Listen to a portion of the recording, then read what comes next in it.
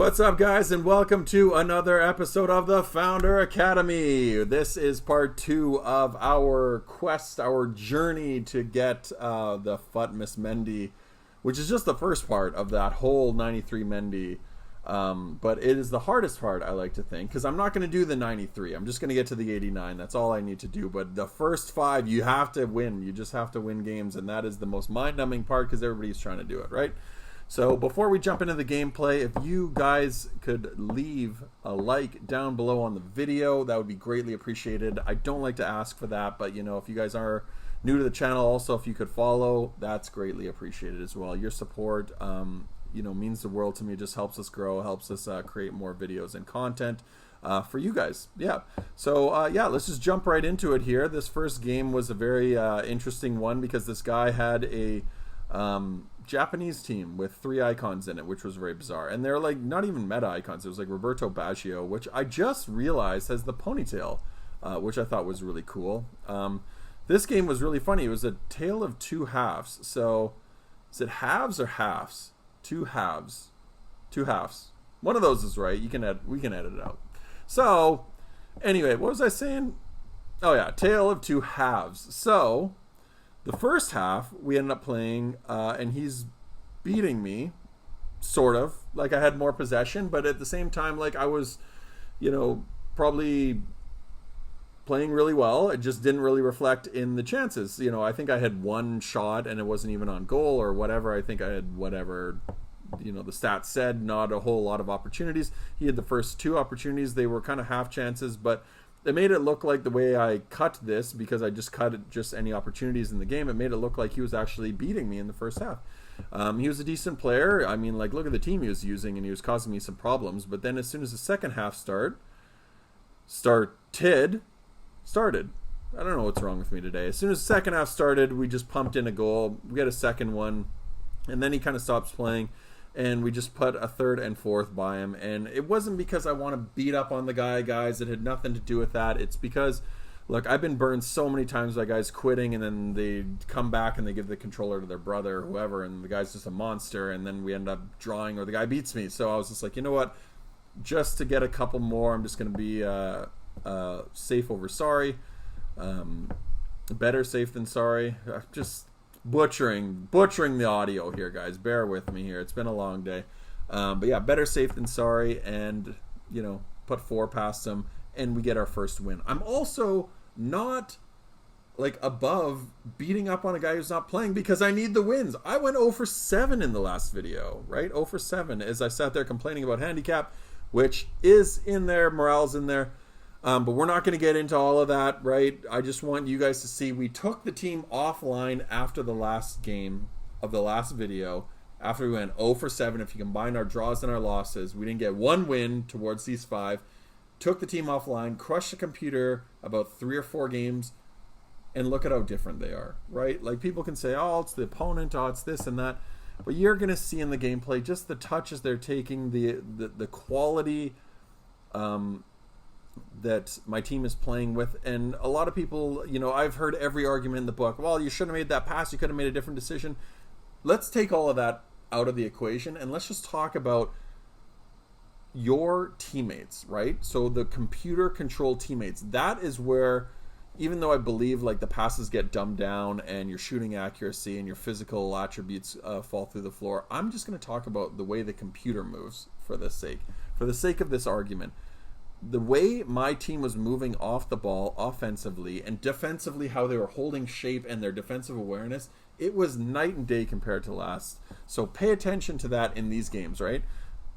It's also not a coincidence that I'm winning games. Now, I'm not a big believer that like handicap or morale causes the loss. It's not like you lose and it just says, hey, you know, Mark's going to lose this game because of handicap. What I'm saying is handicap affects the result, right? Like, morale affects the result because your team is dumbed down, they're slowed down, and you're having to fight your opponent and the game.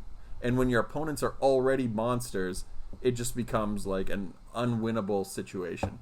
So this game that we're playing against, this guy had a fantastic team, right? He had Eusebio, he had Player of the Month Neymar, Player of the Month Messi, he had Team of the Season Cristiano Ronaldo, he had Team of the Season Van Dijk. This guy's no slouch, and he wasn't even a bad player. He went up 1-0 with a really stupid shot from Cristiano Ronaldo. But, like, look, that's what I expect from Cristiano Ronaldo's team of the season. And then we end up scoring, and then we make it 2-1 with this beautiful little pass from Aguero. But look at the run Messi makes. That guy was not making that run in the last episode. He's not making those. He's hiding. He's standing there. He's doing nothing. He's behind the defender. He saw that. His offensive awareness kicked in. He jumps into that space. Gave him the opportunity for Aguero to make that pass. He makes the pass. Nice little tight touch onto his left foot and slots it past the keeper. Seems simple enough, but those things are not happening when you're getting moraled, right?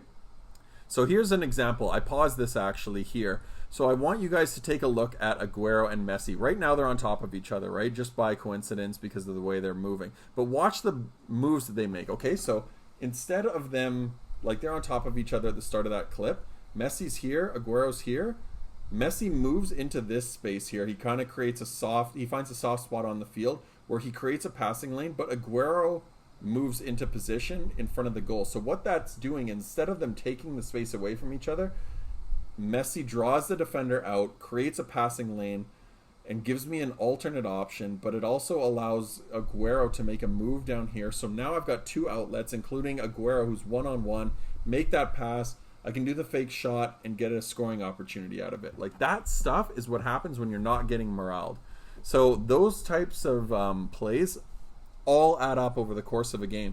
People think it's crazy. I've seen so many like content creators like, you know, just killing themselves wondering what they're doing wrong, what is happening, like how, you know, what's with the gameplay today. Gameplay's off. It's not the gameplay, guys. It's the fact that your team, when they're getting handicapped, you can affect it. You can change that. Go offline, play games. They're gonna move totally different.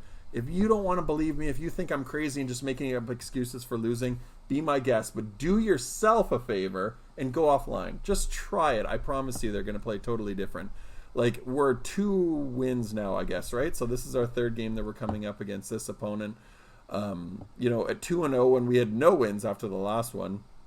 I don't even remember what this guy's team looked like. I thought I actually had a goal here with Lionel Messi.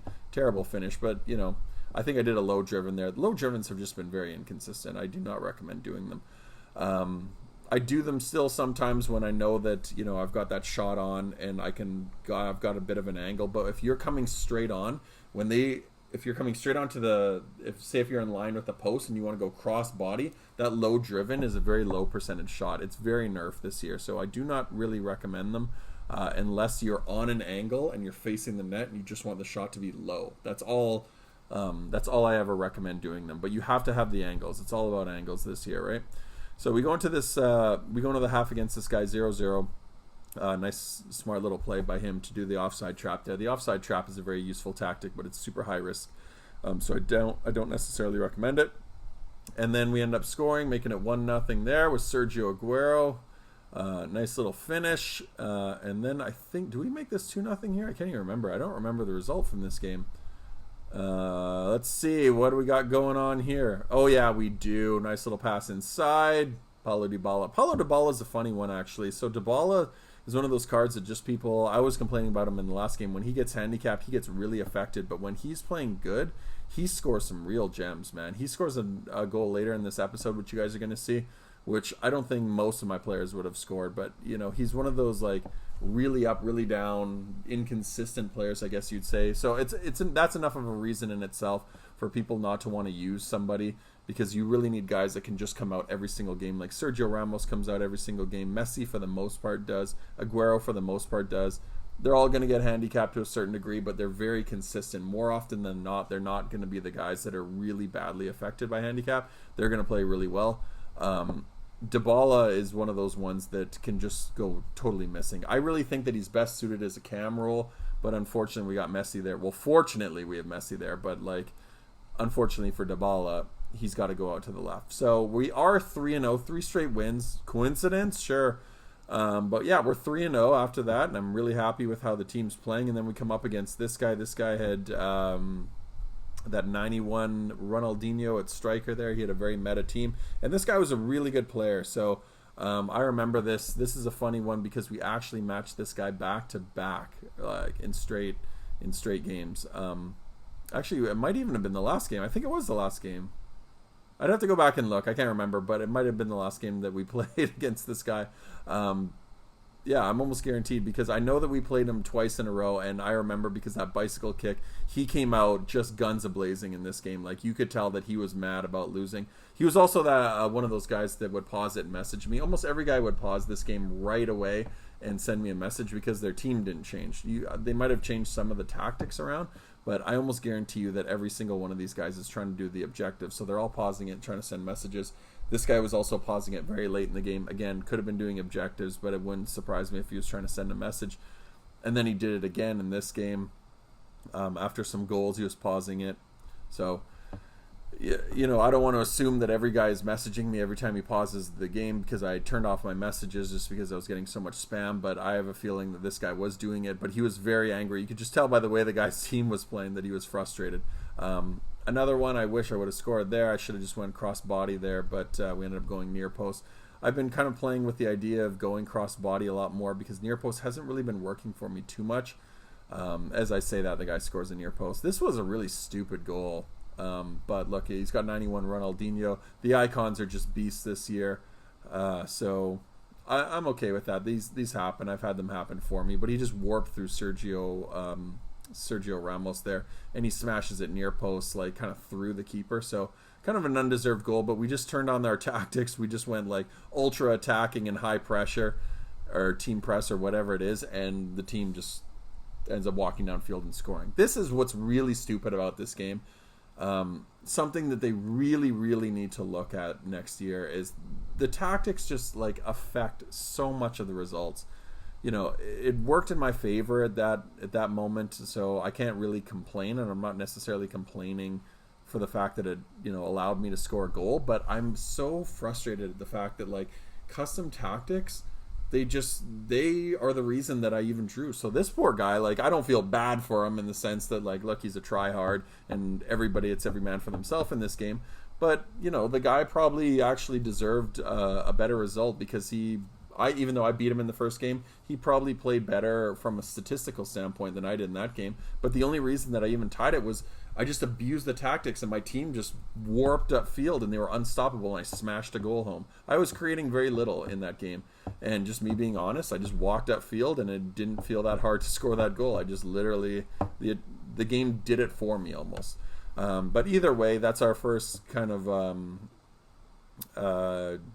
not win this episode. I don't know why I can't articulate what I'm trying to say. I'm having a nightmare today, but blotch, I guess, against our record or whatever the term is. You guys know what I'm trying to say there. It's the first non-win we've had, the first points dropped in this entire episode. So I'm okay with that. If we end up taking another loss, I'm going to go back offline because I do not want to screw around with these games anymore. I just need to start pumping in the wins. But we are 3-0. That was the only one that we didn't win, I think, maybe in this entire episode. And we come up against this guy, end up scoring with Lionel Messi. But like, look at these little touches that they're taking. You know, everything's just sharp, crisp. They're making runs off the ball. You know, didn't score there, but I just loved how they were playing. It was just so quick and free-flowing, right? I've heard that term so often. Like, the gameplay is good right now. And I remember playing against this guy. He wasn't anywhere near the best player that I even played in this episode, right? And you can tell by the shots that he's taking. I read this twice. He just, like, for lack of a better term, no offense to him, but he just got lucky with that. I read it the first time with Militao. Militao just ran by him. And then I read it again with Ramos, but Ramos did this. He runs by, and his body goes like this. So the shot ends up being across his legs and then through the keeper. Like, it literally is across the defender and then across the keeper, short-arming it.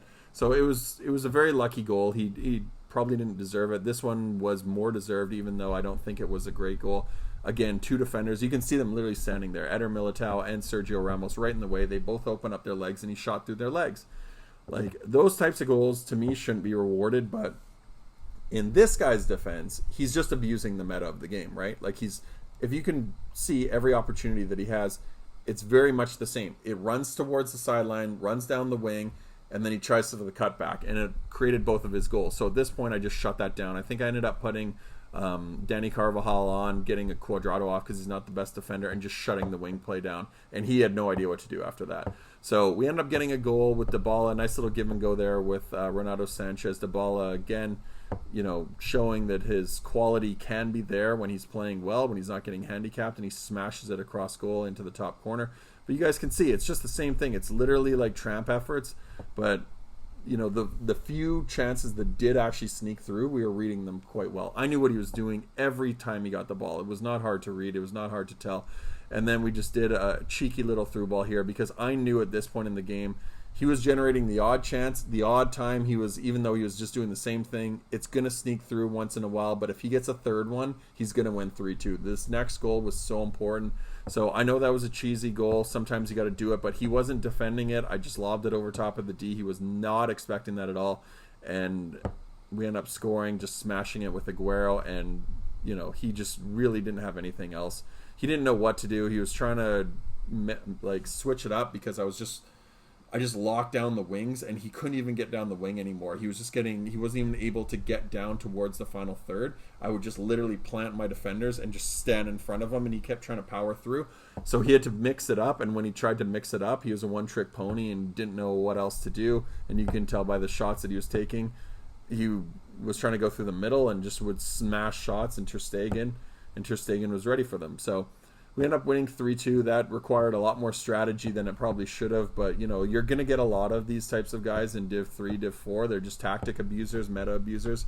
And if you can figure out how to shut them down, you're going to become an even better FIFA player. So I think that takes us to 4 wins. And then at this point, I'm at we just need to get this last win. I was kind of nervous because I was thinking about taking a break here. And then I thought, you know what? Let's just get this over with. Let's just play this game. Because I knew, just like I've said this before in my weekend league videos, when I get to 13 wins, all I need is that one more win. And that one more win usually takes 3 or 4 games. And I was worried that was going to be what happens here. Handicap aside, if I had to go on this game or this streak where I had to just play, what a goal there by Dybala, by the way. Dybala again. That was the goal that I was referring to earlier. But if we have to play 3 or 4 games, this could turn into the longest run of games that I'm going to have to ever play in order to just get one. So I'm it's either going to take 1 game or it's going to take 10. So thankfully we end up scoring 2 goals. When they're scoring goals like that, I know that the team's playing in my favor. But I was also playing I don't even want to say super try hard. I was just playing very, very aggressively, which I'm glad I did because my team scored 2 very nice goals. I wasn't trying to be too fancy. It was very direct. Everything was just running at him. I'm just creating any opportunity I can. It's overwhelm him with offense. I didn't want to screw around with the ball, for lack of a better term, at the top of the box and play too meta. I'm just coming at him in waves. I wanted to overwhelm him, catch him off guard, hopefully go up 3-4-0, and then maybe he'll quit. I doubt he will, because weekend league players, guys with the red cards, never quit. They always think they're still in the game, they can get back into it. But with this guy, I was you know what? I don't care how good you are. You could be the best player in the world. I'm coming at your throat. I'm going right at this guy, and I just want to score a goal. So both of those first 2 were just examples of the way I was playing. I was just going shot. I'm taking shots, and if they fly in, they fly in, but I'm running at this guy defensively. I'm very aggressive, which is why I tried that rainbow flick. It ended up working because everything that he was doing, he was trying to cut back and dance around, and I was just in his face, not giving him any room to breathe at all. Oh, I really should have played Toni Kroos there. I just saw that run. That's annoying. I probably could have went up 3 goals there. But yeah, he scored it to make it 2-1, and I really wanted to get that third. I thought I was just going to round the keeper here. I don't know what he was doing, if he manually moved the keeper to his right, but I was going to try to round the goalie there and just solidify the win. But unfortunately, he ends up stopping it, and I was oh my god, I was starting to panic a little bit. But when I send that ball through to Messi and he pump faked the keeper, I was oh my god, I screwed it up. But thankfully, Lionel Messi gets the third. Sorry for the toxic celebration, but I just had to do it. I wanted to get this guy out of this game. I wanted to get him annoyed or whatever. Also, at 3-1, I felt a lot more relaxed. If anything, I was still owning possession. I wanted to make it 4. His players, he was getting a lot more desperate. He was trying some desperation attacks. He was very ultra aggressive. But I know how to play against guys that are ultra aggressive. I'm very composed with the ball, so I don't mind when I'm playing against guys that are running the players out of position. But I knew that he had the quality to get one more in him, and of course he does. Right at the end here, he just this is just meta abuse of the game, through ball 90th minute. But, he played that through ball way too early. But I don't know if he knew that was going to happen, but it just forced his player. The only player that reacted was Benzema. And then he ends up doing the cutback and smashing it near post. So I don't want to say no skill involved in that, but that was just meta abuse of the game. So when he did that, I just saw out the rest of the game. I was like, you're not getting the ball at all again this entire game. So of course he was getting frustrated. He was like running at me, trying to slide tackle me and everything like that. But we just saw out the game because that's what vets do, man. That's the Founder Academy right here. You know what I mean? That's what this is all about. We bought those dubs. So 3-2. We end up getting our 5th win. 5 for 6. No handicap. Handicap doesn't exist, right? It's not in the game. So, for those of you that want to believe that I'm just crazy, be my guest. But, the proof is in the pudding. I didn't doctor this. I didn't move the order of the games around. This is literally everything in straight order there. We went 5 wins out of 6. We went 0 for 7 in our first. Coincidence? You be the judge. Whatever you want to say. Whatever you want to call it. Sure, buddy. But yeah, we end up getting that Futmas Mendy. So now all we have to do is just play 22 games. The funny thing, if you can call this funny, is I played these games on Saturday. It is Tuesday evening right now, and I've just had no motivation to play those 22 games. And I just hate it because I know I just got to get them out of the way. The only thing that's motivating me is you don't have to win them. That's it. If there was any win condition, right, there's win conditions on the 93, but to get the 87 and 89, there's none.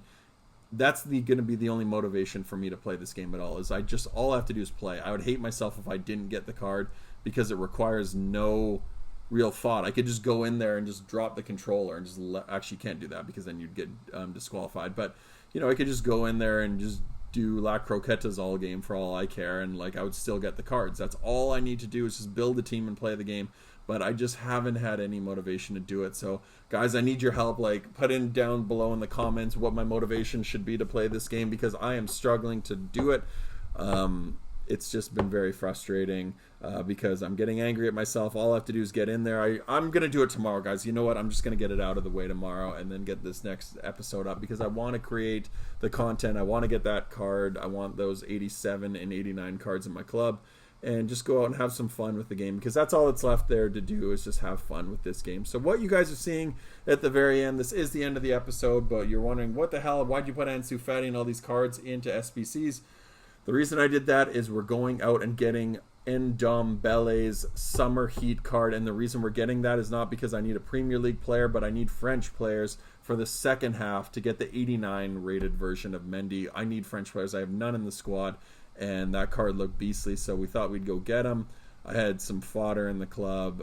It cost me maybe 30 to 50K to do this. But we end up getting this beast of a card, and I'm excited to use him, and hopefully you guys will see that in the next episode. So until then, appreciate you guys watching. Take care. Peace.